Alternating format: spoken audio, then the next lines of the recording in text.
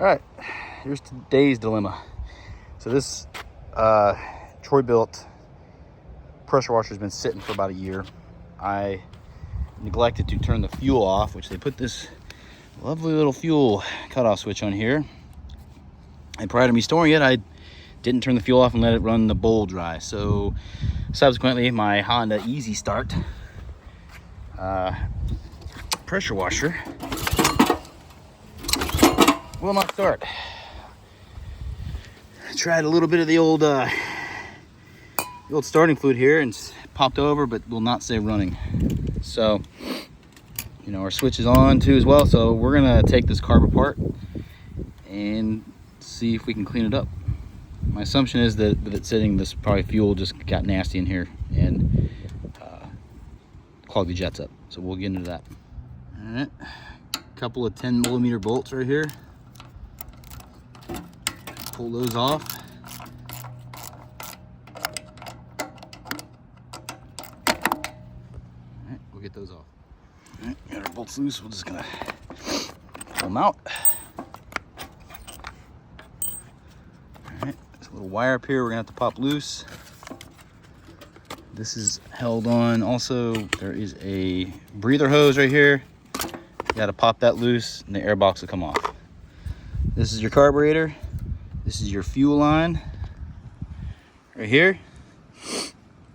What we're gonna do is we're gonna take these linkages off here. So there's a linkage right here that we're gonna take loose, and a linkage right here we're gonna have to take loose.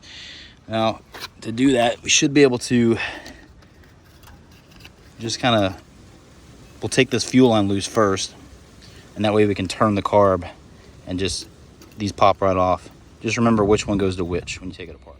All right, now that we've got the carburetor off, we're gonna take this screw out of the bottom here, which is a 10mm as well, and we're going to take this bowl off, this float bowl. So I'll get that apart and we'll show you what's inside. All right, here's the inside. It actually doesn't look all that dirty. There's a little bit of dirt down in there, but even something as small as a little bit of dirt can clog up the jets.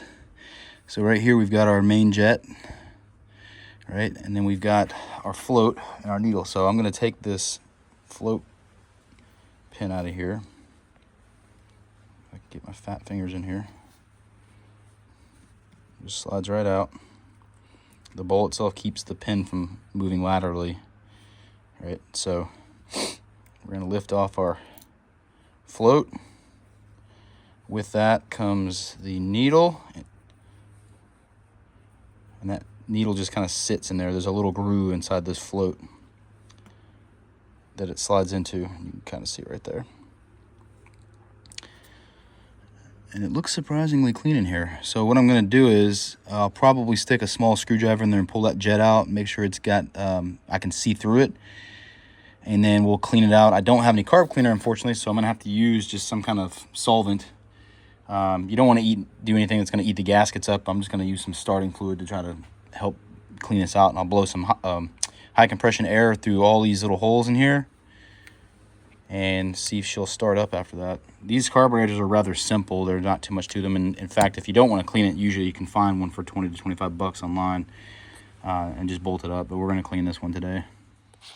Okay, so what I've done here is I've taken this very small screwdriver, stuck it down in here, and you can see that there's a jet in there with a slot for a screwdriver, and I've turned this thing out. I'm just going to slowly back it out. All right, so it's out now, so we'll turn the carb over. Yeah,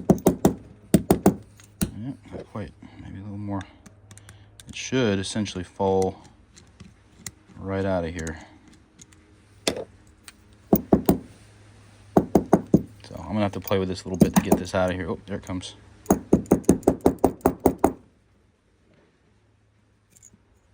right, so there's your main jet, and you can see through it. So that means that it is not clogged. Now that, well, it's not clogged with anything solid, right? So it could be some varnish in there still. It's letting light through. So we're going to spray it with compressed air, make sure that we've got good flow through there. This is your choke for your butterfly and your throttle on the opposite side. So this is the other jet that came out of there, out of that same hole behind it. So we're gonna spray this thing out real good and make sure we've got good flow through here. All right, let's put her back to the other end. So we're gonna drop our part of our jet back in there. We're gonna put this back in here.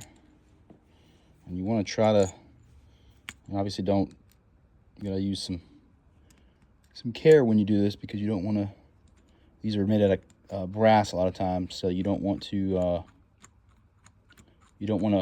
thread it the wrong way, or you want to be careful with it. So this one goes all the way down until you feel it stop. It'll seat itself.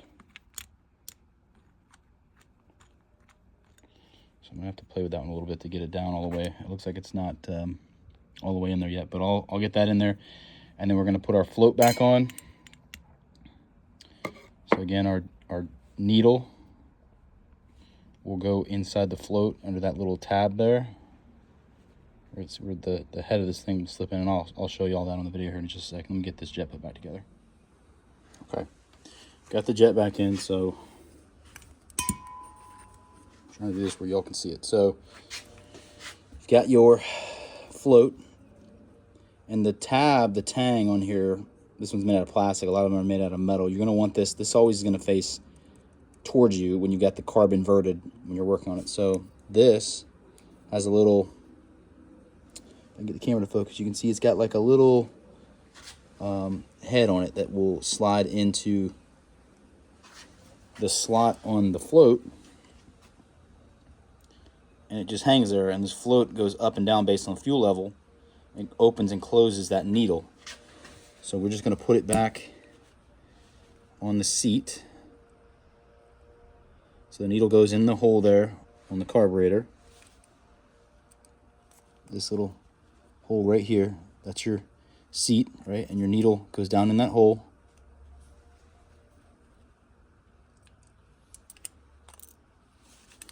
And it's a rather delicate process. It can take a few minutes to do it.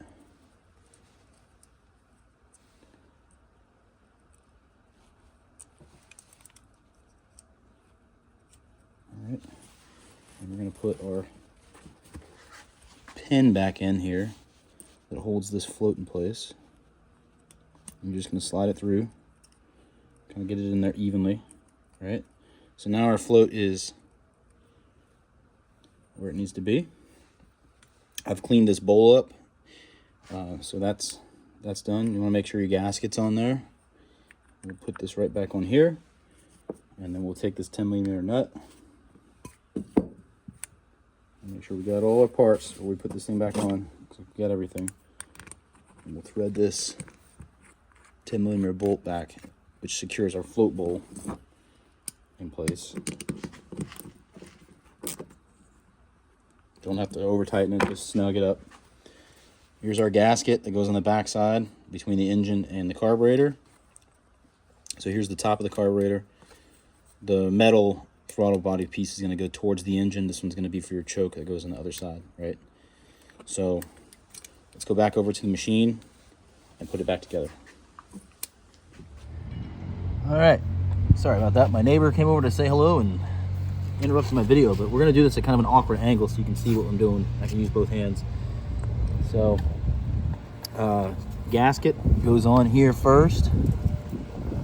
Everybody can see that? Yeah, so our gasket is going to go on here first, and you'll see there's a little hole right on the carburetor. It needs to line up. So we're going to put this here. We'll slide that in a minute. So we're going to put our linkages on first. So the back linkage goes in first. This one goes on second. You're just going to kind of wiggle those in place. They should pop on. There we go. One and the other. Then there is a spring on here that needs to be attached to the throttle. We're just going to attach the spring. There's a very, very small, thin spring. It doesn't come off. It'll stay on with the linkages. All right, that's back in place. Now we're going to take our two gaskets, our screws. Go ahead and attach it. All right, we're going to get our air box up here, and we'll put our screws back in place. I got to work on that, but we'll come back to you. Okay, so that took a little bit of finagling to get this thing back on here, but Basically, you got to use both hands. You want to put your bolts through your airbox, slide your gasket on, your outer gasket on, you'll then slide your carburetor on, and then you'll just line your gasket up on the backside of that, that large square gasket we were looking at, and then you'll put the whole thing, you'll kind of push the whole assembly up onto the holes, and then tighten the screws down. So I'm gonna put the air filter back on and the cover, and we're gonna try to fire this thing up. All right, let's see if she starts. So we're gonna pull the choke right here, flip our switch to on, fuel is turned on. Try to do this with one hand.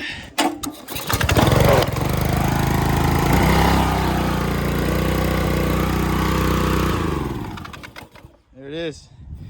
So that's just the, if you got a machine that isn't running, it's been sitting for a little bit, there's nothing really wrong with it. A lot of times it's just something simple, carburetor. So you take this assembly apart, it's pretty much going to be the same on most of these motors. These carburetors, all this stuff is designed the same way. It may look a little different, but for the most part, it's all does the same thing. So just take it apart, take your time, make sure you don't lose the pieces, make sure anything you put out or you take apart or pull out, you put back in the same spot again, and just clean it and put it back on. And as you see, it started in the first pull. So there you go. If you have any questions, put them in the comment section. I'll be happy to answer them. Appreciate your time for watching. Please like and subscribe. Thanks.